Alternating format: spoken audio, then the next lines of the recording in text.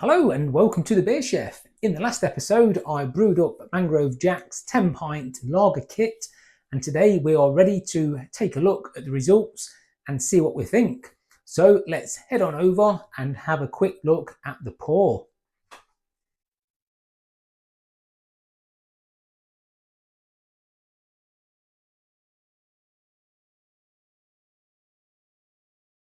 So here it is.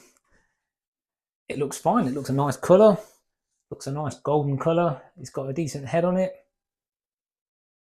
Smells as usual, very fresh, very appetising. I definitely like the look of that. I think it's got a good golden look to it. So I'll go ahead and give it a quick taste.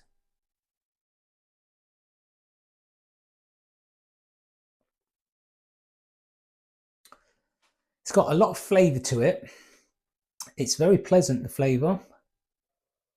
The smell and the flavour is pleasant. It doesn't smell particularly hoppy. It smells probably slightly more malty than hoppy.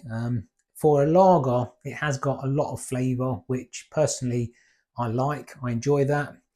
I think it's pleasant. I would say that if you have tried Pinter's Sunlit Lager, the flavour profile to this is actually very similar to that. It's got a lot of flavour, it's got a lot going on, and it's very pleasant to drink. Although I would say that personally, I would probably favour this one over the Sunlit Lager myself.